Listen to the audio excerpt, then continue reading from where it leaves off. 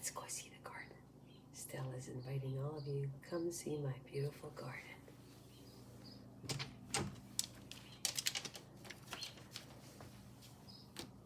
This is out our back door.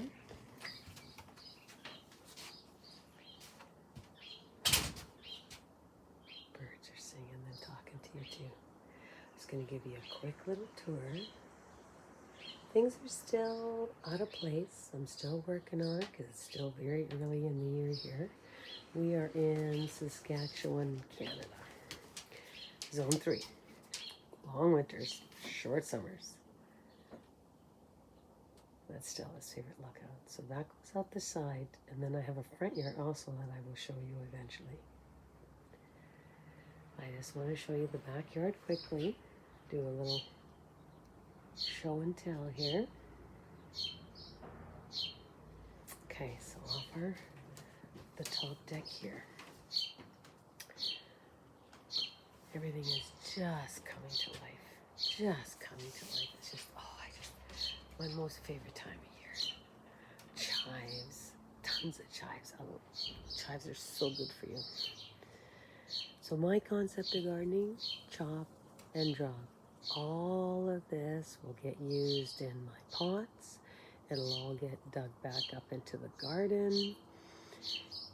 Birds use it for their nesting. Nothing gets wasted in this yard. This is the perennial patch. All this will also be broken up and put back in. I leave everything all winter so that it can protect and insulate all the wonderful perennials that grow in this patch. The newness of this year, everything is just coming to life.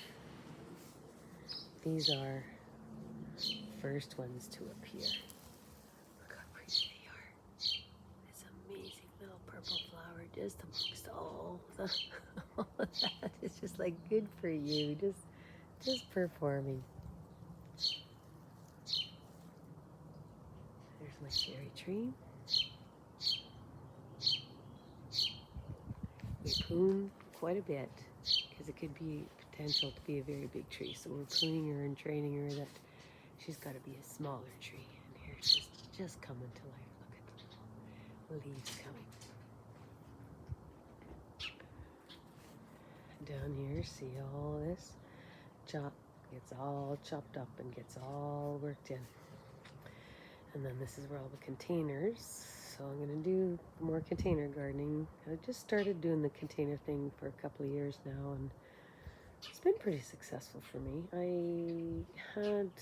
Mel built me this garden box, but it's just not doing right for me. I don't know what I'm doing wrong, but I think the light, the sun, it's just not working.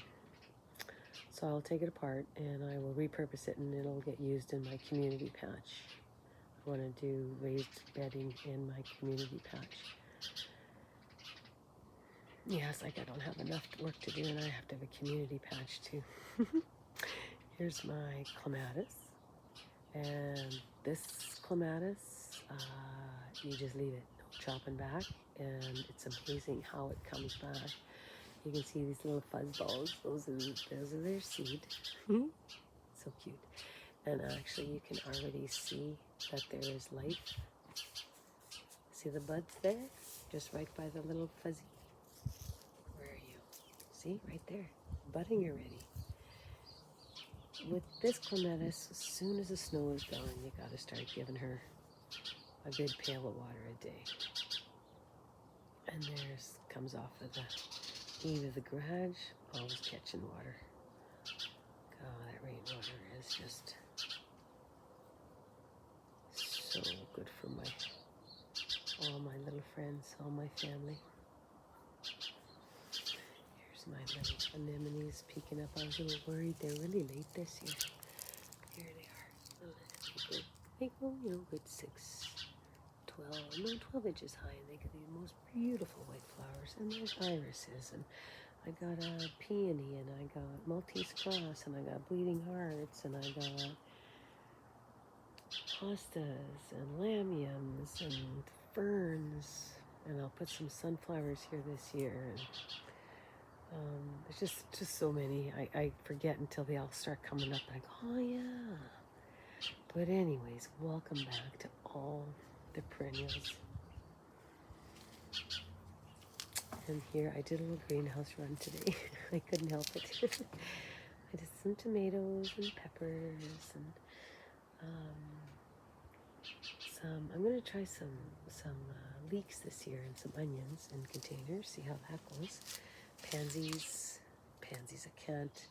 I just can't not be without my pansies. They're just such a hardy, colorful, beautiful flower.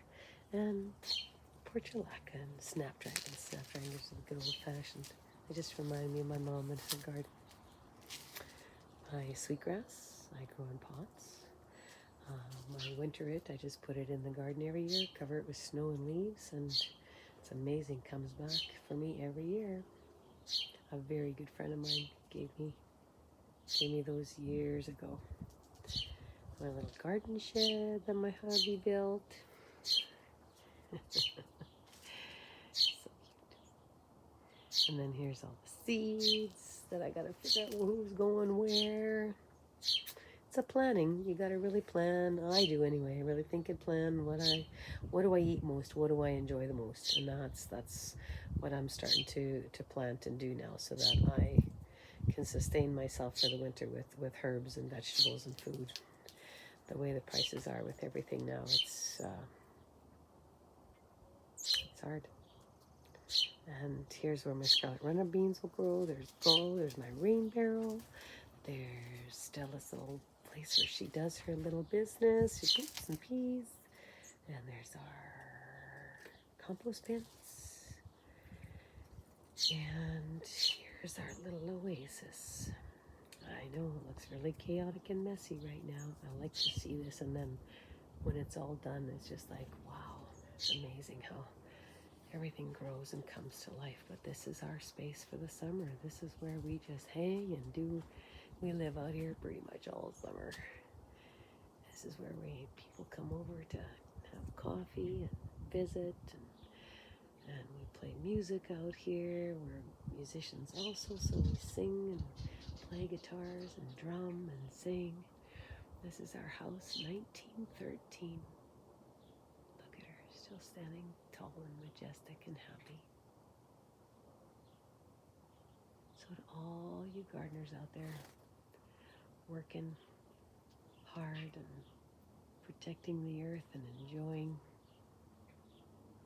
the planting time, here's my pots, just getting ready. So this is just dirt that I had left over, and I'm just gonna dig it up a bit, and I'll add some compost, and I'll add some just some fish fertilizer, all organic stuff, no chemical stuff going on here. And then I fill the big pots with whatever leftover chop and drop. I'll fill that up with dirt, and I think I'll put a zucchini in there, or cucumbers. So this is how they, from the beginning, and then I put that stuff in, and then it gets filled with dirt. Happy gardening, everyone. Enjoy this beautiful spring and the newness and the rebirth. Happy gardening.